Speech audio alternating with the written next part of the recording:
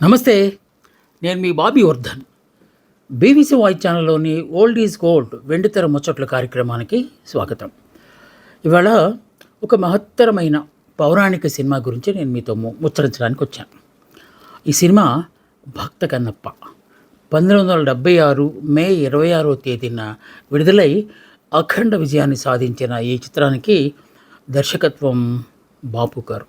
బాపు గారు ఈ సినిమాకి ఎలా డైరెక్టర్ అయ్యారు, దాని వెనక కథ ఏమిటి, ఇలాంటి అంశాలతో పాటుగా ఒకసారి ముందు టెక్నీషియన్స్ గురించి మాట్లాడదాం. ఇది గోపీకృష్ణ మూవీస్ అంటే కృష్ణరాజు గారి సొంత బ్యానర్. అంతకుముందు ఇదే బ్యానర్ మీద ఫస్ట్ సినిమా కృష్ణవేణి తీశారు. దాంట్లో కూడా వాణిశ్రీ గారే. ఈ సినిమా ఇది రెండవ సినిమా. అది కలరే, ఇది కలరే. అంటే కృష్ణరాజు గారు గోపీకృష్ణ మూవీస్ బ్యానర్ ప్రారంభించిన దగ్గర నుంచి ఆయన రంగుల చిత్రాలే తీయటం మొదలుపెట్టారు. సో ఈ సినిమాకి నిర్మాతలు వారి సోదరులు యువి సూర్యనారాయణరాజు గారు, అదే ప్రభాస్ గారి ఫాదర్ అంటాం కదా వారు. దర్శకత్వం బాపు గారు. స్క్రీన్ ప్లే మాటలు మాత్రం ముళ్ళపూడి వెంకటరమణ గారు. ఎందుకంటే బాపు గారు అనగానే అంతా ఆయనే చూసుకుంటారు. పాటలు ఆరుద్ర గారు, సి నారాయణ రెడ్డి గారు, వేటూరు గారు కూడా ఒక అద్భుతమైన పాట రాశారు దీంట్లో. ఇక సంగీతం విషయంలోకి వచ్చేసరికి కొంత తర్జన భర్జనలు జరిగాయి. మొదట ఆదినారాయణరావు గారు ఈ సినిమాకి సంగీతం అంటే స్వరాలు కొన్ని సమకూర్చారు, కొన్ని రికార్డ్ అయినాయి కూడా. కాకుంటే ఆయనకి అనారోగ్యం వచ్చేసి ఈ సినిమా చేస్తానో లేదో అనే అనుమానంతో తన దగ్గరగా అసిస్టెంట్గా పనిచేస్తూ ఎంతకాలం నుంచో ఉన్న ఆయన సత్యం గారు ఉన్నారు కదా, ఆయన్ని సంగీత దర్శకుడిగా ఆయనే సజెస్ట్ చేసి ఆయన్ని తీసుకున్నారు. సో ఆయన సంగీతానికి ఒప్పుకున్నారు. ఇక బాలు గారు పాడారు ఒక అద్భుతమైన 1-2 పాటలు. దీంట్లో మనకు అంతకుముందు సినిమా కృష్ణవేణిలోనే రామకృష్ణ గారితో పాటించారు. ఈ సినిమాలో కూడా అంటే కృష్ణరాజు గారికి ఈయన వాయిస్ బాగా సూట్ అవుతుందని ఎవరో చెప్పినట్టున్నారు. అందుకే ఈ సినిమాలో ఎక్కువ పాటలు రామకృష్ణ గారితోనే పాయించారు, పద్యాలు అలాంటివి కూడా. జానకమ్మ, సుశీలమ్మ వాళ్ళు ఉండనే ఉంటారు. ఇక తారాగణం, ప్రధాన తారాగణం విషయంలోకి వచ్చేసరికి కృష్ణరాజు గారు, వాణిశ్రీ గారి కాంబినేషన్, శ్రీధర్, బాలయ్య, రావు గోపాలరావు గారు, ముక్కామల్ గారు, సారథి, జయమాలిని గారు, అలాగే పిఆర్ వరలక్ష్మి గారు, బేబీ వరలక్ష్మి, అలాగే బేబీ రోహిణి. వీరు అంటే చిన్నప్పుడు పాత్రలు ఉంటాయి కదా, వాటి కోసం వీళ్ళిద్దరిని కూడా పెట్టినారు. ఆ తర్వాత వీళ్ళు పాపులర్ పెద్ద పెద్ద వాళ్ళు అయ్యారు. ఒకరైతే ఏకంగా శంకరాభరణం సినిమాలో చేశారు. తర్వాత కాలంలో హీరోయిన్లు కూడా చేసే ఇద్దరు చైల్డ్ ఆర్టిస్టులు. సో ఇక ఈ సినిమా తీయడానికి ముందు ఏం జరిగిందనే దాని గురించి ఒకసారి మనం మాట్లాడదాం. మొట్టమొదటి సినిమా కృష్ణవేణి తీసిన తర్వాత ఆ కృష్ణవేణి కూడా మంచి మ్యూజికల్ హిట్, చాలా బాగా వచ్చింది. వి మధుసూదనరావు గారు డైరెక్టర్ ఆయన. సో రెండో సినిమా కూడా ఆయనతోనే తీస్తే బాగుంటుంది, ఈసారి వెరైటీగా ఉంటుంది, కొంచెం ఏదన్నా మైథలాజికల్ లుక్. పెద్ద పెద్ద వాళ్ళందరూ ఎన్టీఆర్, ఏఎన్ఆర్ వీళ్ళందరూ మొట్టమొదట అన్ని పౌరాణిక సినిమాలు చేశారు కదా, ఆ తర్వాత పెద్ద పెద్ద స్టార్లు అయ్యారు వాళ్ళు. సో మనం కూడా ఒక ప్రయత్నం చేస్తే ఎలా ఉంటుందని చెప్పి కృష్ణరాజు గారు వారి సోదరులు అనుకున్నారట. అనుకున్న తర్వాత మరి మధుసూదనరావు గారితోనే ఈ సినిమా తీద్దామని అనుకున్నారట కన్నప్ప. అప్పటికే ఇది కన్నడంలో వచ్చింది. శ్రీకాళహస్తి మహత్యం అని చెప్పి మన భాషలో కూడా పాత ఎప్పుడో బ్లాక్ అండ్ వైట్లో ఒక సినిమా వచ్చిందంటే ఈ కథకు సంబంధించి, భక్త కన్నప్ప కథకు సంబంధించిన స్టోరీలు ఇప్పటికే కొన్ని ప్రాచుర్యంలో ఉన్నాయి. దాని ఆధారంగా భీమేశ్వరరావు గారని ఒక ఆయన చేత స్క్రీన్ ప్లే కూడా రాయించారట. కాకపోతే ఎందుకో ఆ కాంబినేషన్లో ప్రాజెక్టు పట్టాలెక్కలేదు. సో వి మధుసూదనరావు గారిని అనుకున్నప్పుడు మళ్ళీ తర్జన భర్జన చేసిన తర్వాత మధుసూదనరావు గారు ఈ జోనర్కి పనికొస్తారంటే ఇలాంటి పౌరాణిక నేపథ్యం ఉన్న సినిమాలను తీయగలరా, దీంట్లో ఎమోషన్స్ ఉంటాయి, అన్నీ ఉంటాయి, కానీ బట్ నేపథ్యం పౌరాణికం కనుక తీరేమో అనుకొని అప్పుడే ముత్యాల ముగ్గు సినిమా రిలీజ్ అయ్యి బాపు గారు పేరు వెలిగిపోయింది. రాష్ట్ర వ్యాప్తంగా క్యాసెట్లు, అప్పట్లో క్యాసెట్లు, డైలాగులు క్యాసెట్లు ఉండే కదా, చూడు సెక్రటరీ అని స్టార్ట్ అయ్యేది ఆ డైలాగులని. సో ఇవన్నీ రమణ గారు, బాపు గారు కలిపి చేసిన ఒక పెద్ద విస్ఫోటం లాంటి సినిమా ముత్యాల ముగ్గు. సో వాళ్ళైతే బాగా చేస్తారేమో అని చెప్పి ఎవరో టెక్నీషియన్స్లో ఒకరు చెప్తే వీరి సోదరులు మన సూర్యనారాయణరాజు గారు, అలాగే వీళ్ళతో జయకృష్ణ గారు అని ఇంకొక ఆయన కాంబినేషన్ ఉండేది, అంటే మేకప్ ఆర్టిస్టు, కెమెరా అన్ని రకరకాలు చేస్తారు ఆయన. సో వీళ్ళిద్దరు కలిపి బాపు గారి దగ్గరికి వెళ్ళారట. ఆయన ఏం సినిమా అడిగారట ఫస్ట్ అంటే పౌరాణికం సార్ అన్నారు. ఓహో! పౌరాణికమా? పౌరాణికం అయితే చేస్తాను ఏం పర్లేదు అన్నారట. ఆ స్క్రిప్ట్ ఏమన్నా అనుకున్నారంటే, రాయించాను సార్ అని చెప్తే వెంటనే రమణ గారిని పిలిచి రమణ గారికి ఇచ్చి చూడన్నారంట. ఆయన కొన్ని బానే ఉంది గానీ కొన్ని మార్పులు, చేర్పులు చేస్తానంటే మాకనుగుణంగా మేము తీసే స్టైల్‌లో మారుస్తున్నాం గానీ మీ ఇష్టం గురుగారు అని చెప్పేశారంట. చెప్పిన తర్వాత ఆహ్, ఇక సినిమా మొదలయ్యింది. చాలా ఖర్చయింది ఈ సినిమాకి. మనం ఇందాక అనుకున్నట్టు 'శ్రీకాళహస్తి మహత్యం' అనేది ఒక బ్లాక్ అండ్ వైట్ వచ్చింది. అలాగే కన్నడ టాప్ హీరో 'రాజ్‌కుమార్' గారు కూడా ఈ సినిమా చేశారు. దాని పేరు ఆహ్, ఇదే 'భక్త కన్నప్ప' అనే పేరుతో 'బేడర కన్నప్ప' అని, అంటే భక్తుడైన కన్నప్ప అని అర్థం కన్నడలో. ఆ సినిమా తీశారు. తర్వాత ఇది తీద్దాం అనుకున్నప్పుడు ఎందుకో నేను ఇందాక అనుకున్నా బీవేశ్వరరావు గారు వీళ్ళందరూ అనుకున్నాం కదా! అప్పుడే ఆదినారాయణ గారితో స్వరాలు కూడా చేయించింది. సో, అది ప్రాజెక్ట్ ముందుకెళ్ళలేదు. సో, ఇక బాపు రమణ గారి చేతిలో పడిన తర్వాత బాపు గారికి ఉన్న ఒకే ఒక లక్షణం, అది మన పెద్దాయన మన సత్యజిత్ రే గారికి ఎలాంటి అలవాటు ఉందో బాపు గారికి కూడా అలవాటు ఉంది. ఏంటది? ప్రతి షాట్ డివిజన్ ఆయన చేసుకుంటారు. ఏ రోజు ఏ షాట్ తీయాలి, ఎలా తీయాలి, దానికి బొమ్మలు గీసుకుంటారు. సేమ్ అలాగే ఆయన కూడా బొమ్మలు గీసుకున్నాడు. వసుధ బాపు గారు ఆర్టిస్టు, కార్టూనిస్ట్ కనుక ఆయన ఆ బొమ్మలు గీసుకొని జడ ఎలా ఉండాలి, జుట్టు ఎలా ఉండాలి, ఆ యాంగిల్ ఎలా ఉండాలి, ఇలాంటివన్నీ రాసుకొని అవి వచ్చేదాకా ఆయన ట్రై చేయటం అనేది ఆయన స్టైల్. అది ఒక్క బాపు గారికి, మన రమణ గారికి మాత్రమే ఆ కాంబినేషన్. ఆయన ఏ సీన్ తీయబోతున్నాడో ఆ సీన్ ఎలాగా డైలాగులతో పండించాలనేది ఆయన చూసుకుంటారనమాట. బాపు గారికి వసుధని ప్రకృతి అందాలంటే చాలా బాగా ఇష్టం. అసలు ఈ సినిమా పౌరాణికం గనక ఓహో! గదలుగా కత్తులు, కటార్లు ఎన్ని ఉంటాయి, మొత్తం ఇండోర్‌లోనే తీసేసి సెట్టింగ్స్ ఏసి అని అనుకున్నారు వాళ్ళందరూ. కాదు, కాదు. ఈ సినిమా కన్నప్ప అనేవాడు అడవిలో తిరుగుతుంటాడు. ఆ అడవిలో ఉండి శివుడిని పూజిస్తుంటాడు. కనుక ఔట్‌డోర్ మొత్తం అని చెప్పి ప్రకృతి అందాలకు నెలవైన కోనసీమ ప్రాంతాల్లో కొన్ని, అలాగే మన అదేంటి జంగారెడ్డిగూడెం దగ్గరలో ఉన్న కొన్ని ప్రాంతాలని, బుట్టాయిగూడెం, పట్టిసీమ, గూటాల, సో ఇలాంటి ప్రాంతాలన్నిటినీ, అదన్నీ కొండ ప్రాంతాలు, సరైన రోడ్లు కూడా ఉండవు. ఎందుకంటే సహజత్వం ఉట్టి పడాలంటే సహజమైన లొకేషన్స్‌లోనే చేయాలనేది బాపు గారి ఒక తాలూకు ఉన్న ఒక ఆశయం. అందుకని ఆయన్ని ఒప్పించారు, కృష్ణరాజు గారిని ప్రొడ్యూసర్స్‌ని ఒప్పించి అక్కడ తీసుకెళ్ళారు. అక్కడ 90 అడుగుల అమ్మవారి విగ్రహాన్ని పెట్టారు కొండ మీద. ఎందుకంటే ఈయన భక్తుడు కదా! ఆయన దగ్గరికి, శివుడి దగ్గరికి వెళ్ళినప్పుడు ఆయన సరిగ్గా మాట్లాడకపోతే అమ్మగారితో రికమెండేషన్ చేయించడం, ఈ ఈ సన్నివేశాలు ఉంటాయి కదా! సో, అందుకని ఆ 90 అడుగుల విగ్రహాన్ని అక్కడ తయారు చేశారు. నా బాపు గారు గీసిన బొమ్మ దాని ప్రకారం. దానికి అది చేయడానికి 45 డేస్ పట్టిందట. సరే, కొండ మీద షూటింగ్ అంటే అక్కడ కరెంట్ ఉండదు, ఏముండదు. ఇక జనరేటర్లు, కెమెరాలు, ఎక్విప్మెంటు, ఇవన్నీ ఉంటాయి కదా, ట్రాక్లు, క్రెయిన్లు, ఇవన్నీ మోసుకెళ్ళటం రాత్రులు దాదాపు 6-7 రోజులు పట్టిందంట. రాత్రులంతా అదే పని, మళ్ళీ పగలు కొంచెం పడుకోవటం, అంత సెట్టింగ్స్ అవన్నీ అయ్యేదాకా అంత కష్టపడి దాన్ని అక్కడ తీసుకొచ్చా. ఇందాక అనుకున్న షార్ట్ డివిజన్ చేసేసి ఆయన చెప్పిన సెట్టింగ్స్ అవన్నీ చేయాలంటే మొత్తం సుమారు ఎంత అవ్వచ్చని బడ్జెట్ వేసుకున్నారంట. 20 లక్షల రూపాయలు అయ్యేలాగుందట. 20 లక్షలా అని కొంచెం అనుకున్నారట. కానీ ప్రెస్టేజ్ సినిమా అయితే ఇంకా ఆయన అసలే కృష్ణరాజు, అవతల సూర్యనారాయణ రాజు గారు, కనుక ఎట్టి పరిస్థితుల్లో డబ్బు కోసం అయితే వెనకాడే ప్రసక్తి లేదు, గో హెడ్ అని చెప్పి ఇంకా ప్రారంభించారంట. మొత్తం యూనిట్కి వెళ్ళి ఆ సినిమా చూసి మనకు అర్థమవుతుంది, చాలామంది ఉంటారు. 550 మంది ఉన్నారట. 550 మందికి ఆ కొండల మీదే బస ఏర్పాటు చేశారు, పడుకోవడానికి, ఉండటానికి, తినడానికి అన్నీ చేశారట. అక్కడ ఆశ్చర్యమైన విషయం ఏంటంటే, అక్కడికి వెళ్ళటానికి రోడ్డు కావాలి కదా, 12 కిలోమీటర్ల రోడ్డు వేయించారట. ఎందుకంటే ఏమన్నా వెహికల్స్ రావాలన్నా దానికోసం అని చెప్పి వెహికల్స్ కూడా చేయించారంట. పగలంతా షూటింగ్ చేయటం. పగలంతా అంటే షార్ప్ 6 అయ్యేసరికి అందరూ రెడీగా ఉండాలి. అది బాబు గారి తాలూకు డిసిప్లిన్. సో పగలంతా షూట్ చేసేసి రాత్రులు కాస్త అలసట తీరడం కోసం అంటే కల్చరల్ ప్రోగ్రామ్స్ పెట్టేవాళ్ళట.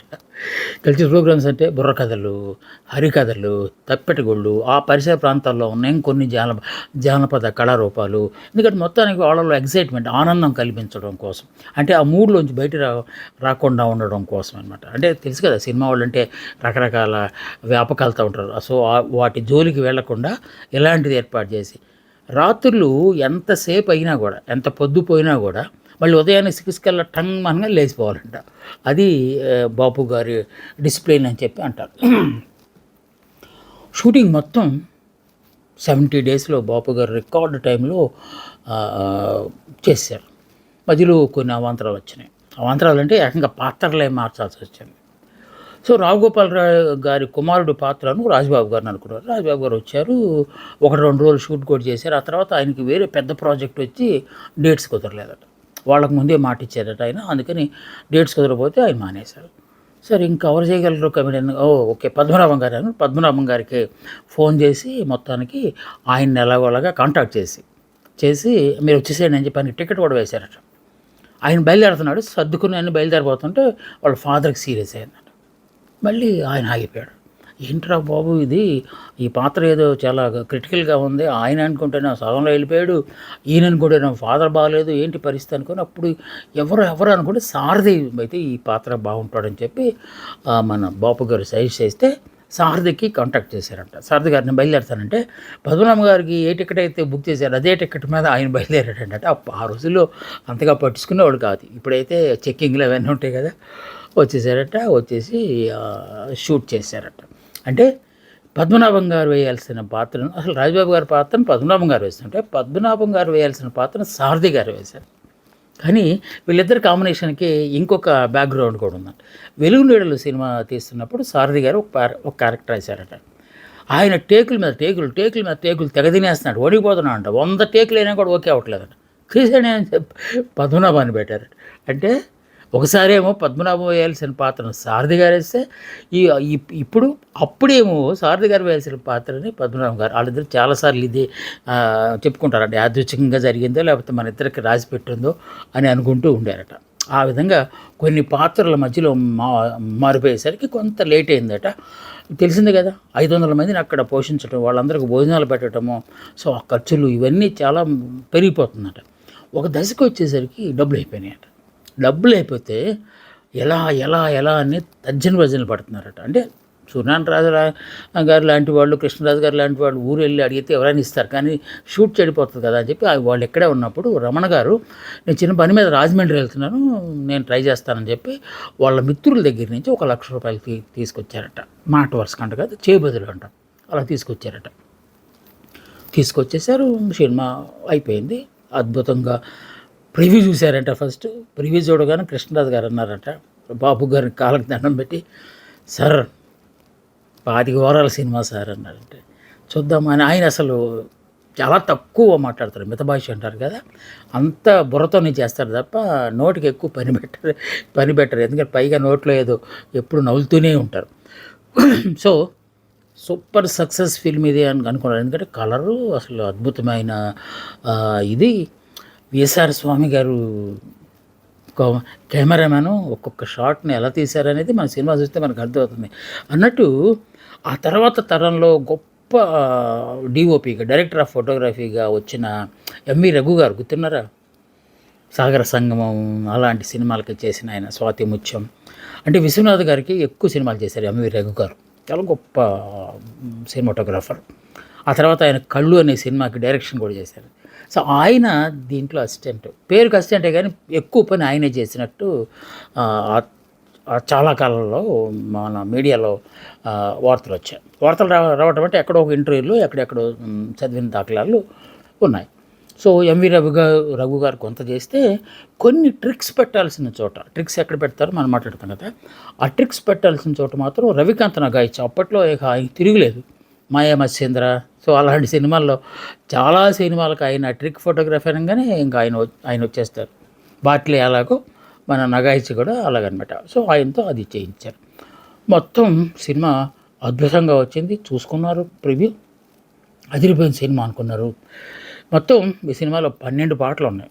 పౌరాణిక సినిమా 12 పాటలు అంటే ఇంకా ఆ వేషాలు, ఆ కాస్ట్యూమ్స్ ఎంతెంత ఖర్చు అయి ఉంటుందో మనం ఒకసారి ఊహించుకోవచ్చు. సో అయినా సరే ఏమాత్రం వెనకాడలేదు. గోపీకృష్ణ మూవీస్ అంటే సామాన్యమైన బడ్జెట్ కాదు. అప్పట్లో 20 లక్షలు అంటే చాలా ఎక్కువ కింద లెక్క. సో మొత్తం పాటలు ఉంటే దాంట్లో 5 పాటలు ఆరుద్ర గారు రాశారు, మిగతా పాటలు నారాయణ రెడ్డి గారు, వేటూరు గారు రాశారు. ఎన్ని ఇయల్లో అనే పాట ఒకటి వస్తుంది దీంట్లో. అదొక ఏదో ఒక సంబరం లాంటి పాట వస్తుంది అనమాట. ఎన్ని ఎల్లో చందమామ ఈ పాట. ఆ పాట వాస్తవానికి వెన్నెల్లో పాడతారు కదా, ఎన్నియల్ అంటే అది కదా. కానీ మధ్యాహ్నం చేశారు షూట్ అంతా. బాపు గారు ఆ ఫ్రేమ్స్లో చూసి తెలిసిపోతుందండి మధ్యాహ్నం అంటే, సార్ నేను చూసుకుంటాను కదా అని విఎస్ఆర్ స్వామి గారు రాత్రులు వెన్నెల వెలుగులో తీస్తే ఎలా ఉంటుందో అలాగే దాన్ని మార్చి ఆయన చూపించారట.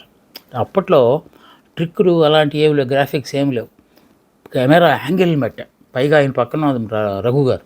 సో వీళ్ళందరూ కలిపి దాన్ని ఒక అద్భుతమైన కళాఖండంలాగా మలిచారని చాలా సందర్భాల్లో కృష్ణరాజు గారు ఇంటర్వ్యూలో చెప్పారు. సో శివలింగం ఉంటుంది కదా, శివలింగం నుంచి ఆ స్టోరీ చెప్పదలుచుకోవాలి నేను. ఎందుకంటే శివభక్తుడు అయినప్పుడు శివుడి కళ్ళల్లోంచి నీరు వస్తూ ఉంటే ఆ తర్వాత ఆ నీరు రక్తంలాగా మారితే, ఏంటి స్వామి నేను ఏమైనా తప్పు చేశానా, ఇక ఇలాంటి సంభాషణలన్నీ ఉంటాయి అక్కడ. ఆ తర్వాత ఎంత వైద్యం చేసినా, పసర వైద్యం చేసినా కూడా ఆయన కంటిలోంచి రక్తం ఆగకపోతే అప్పుడు కన్ను పొడిచి ఆ కన్ను పెట్టి అలా 2 కళ్ళు పొడుచుకుంటారు, లోపు మళ్ళీ దేవతలు ప్రత్యక్ష అవటం అంతా మామూలే ఆ సినిమా అంతా. సో ఇక్కడ పెద్ద విగ్రహం శివలింగం పెట్టారు. శివలింగం కళ్ళల్లోంచి రక్తం రావాలి, ఏంటి ఎఫెక్ట్? ఇప్పుడైతే ఏదో మొత్తానికి పోస్ట్ ప్రొడక్షన్లో తగిలిచ్చేసేస్తారు.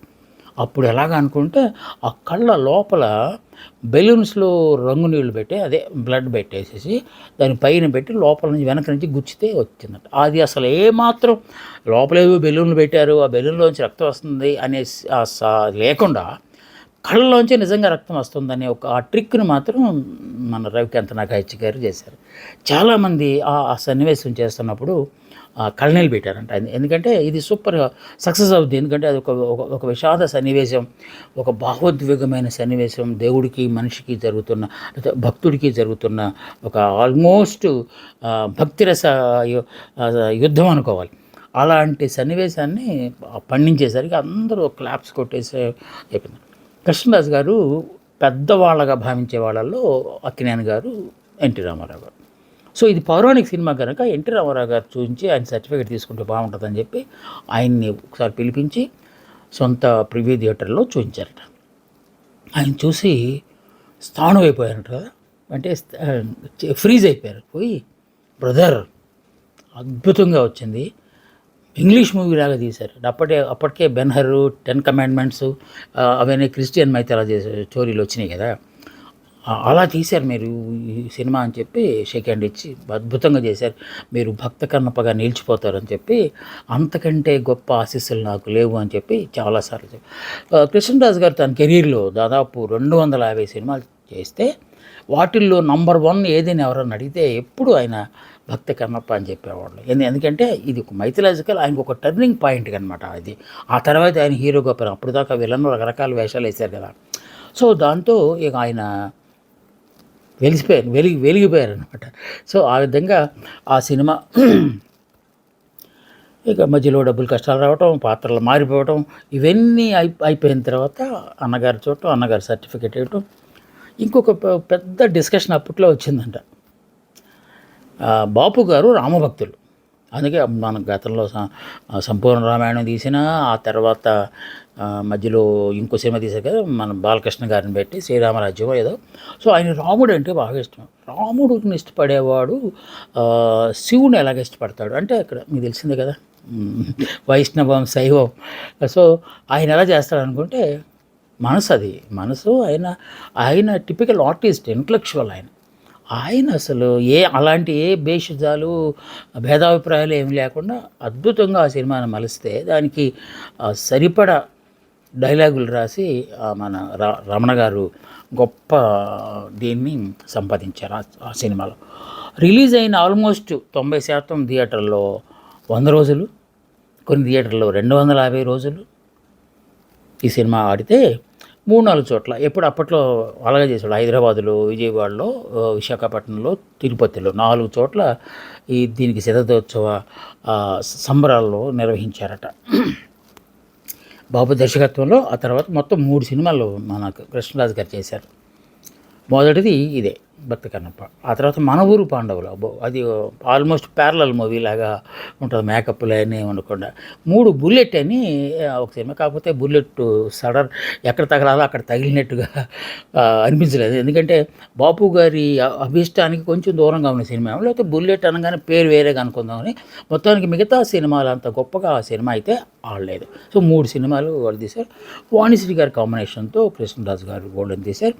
ఈ సినిమా దగ్గర నుంచే పౌరంగాడైనా జానపదాలైనా పాటలు లేకుండా సినిమా అనేది రాదు అనేది జనాలకు అర్థమైపోయింది. అందుకే ఈ పాటలు చాలా గొప్పగా, అప్పుడు ఘంటసాల మాస్టర్ లేని లోటుని తీర్చుతున్నారా అన్నట్టుగా రామకృష్ణ గారిని తీసుకొచ్చారు. రామకృష్ణ గారు కూడా చాలా బాగా పాడారు.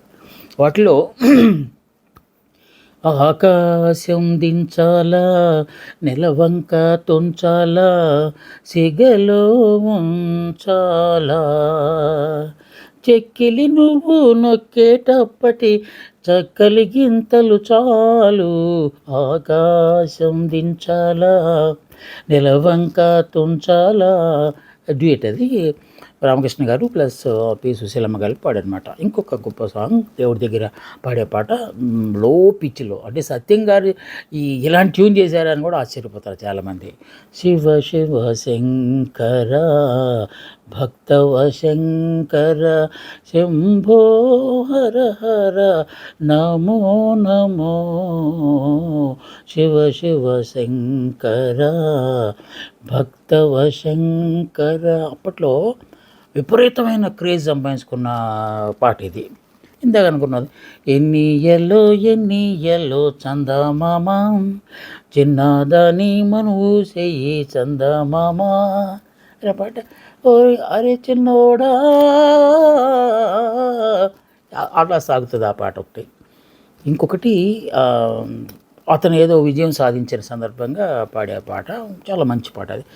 కొండ గెలిచింది, కన్నె దొరికింది, గుండె పొంగిందిరా, వీరామ దొరగారికి 1000 దండాలు, సైరామ దొరసానికి పారిజాతాలు. ఈ పాట గురించి మాత్రం చెప్పాలి. ఈ పాట మొత్తం డ్రమ్స్ మీద నడుస్తుంది అనమాట. ఈ సినిమాకి కొరియోగ్రాఫర్ శ్రీను మాస్టర్ అని, ఆయనకి డ్రమ్స్ అంటే భలే ఇష్టం అంట. ఏ సినిమా అయినా సరే ఎక్కడో డ్రమ్స్ పెట్టాలని, అలా ఆ డ్రమ్స్ని 40 డ్రమ్స్ని తయారు చేయడానికి వారం రోజులు పట్టిందంట. రాజమండ్రి నుంచి కార్పెంటర్ వాళ్ళందరినీ తీసుకొచ్చి పెద్దది, ఎంత పెద్దదంటే కృష్ణరాజు గారు మన వాణిశ్రీ గారు నిలబడి దాని మీద డ్యాన్స్ చేస్తుంటే ఉండాల్సినంత బరువుతో ఒక 40 చేయించారట. అక్కడ డ్యాన్సులు దొరకపోతే మళ్ళీ రాజమండ్రి నుంచి జూనియర్ ఆర్టిస్టులు కూడా తీసి వాళ్ళకు ట్రైనింగ్ ఇచ్చేసారు. అద్భుతమైన పాట అది. ఆ పాటే ఇది, కండ గెలిచింది అనే పాట. ఇది కాకుండా జయమాలిని మీద ఇంకొక పాట, ఎందుకంటే ఒక సూడో భక్తుడు ఉంటాడు కదా రావు గోపాలరావు, ఆయన దగ్గర శివ శివ అననేలరా నా సామి జానకమ్మ గారితో పాడించారు. సో ఈ సినిమా చూస్తే మీరు డెఫినెట్గా ఆనందపడతారు. కృష్ణరాజు గారు ఇంత గొప్ప సినిమా చేశారా అని మీకు ఆశ్చర్యం వేస్తుంది. అలాగే గోపికృష్ణ మూవీస్లో వచ్చిన ప్రతి సినిమా గొప్ప సినిమా, అమరదీపం దాకా. అమరదీపం ఇంకా ఆ తర్వాత మాట్లాడుకుంటాం మనం, ఏదో ఒక రోజు దాని గురించి మాట్లాడు. సో తప్పనిసరిగా యూట్యూబ్లో ఉంది, ఈ సినిమా చూడండి, ఆనందించండి. ఇది భక్త కన్నప్పకు సంబంధించిన ముచ్చట. మళ్ళీ వచ్చే వారం మరో మహత్తరమైన సినిమా గురించి మాట్లాడటానికి నేను మీ ముందుకు వస్తాను. అందాక సెలవు. నమస్తే, మీ బాబీ వర్ధన్.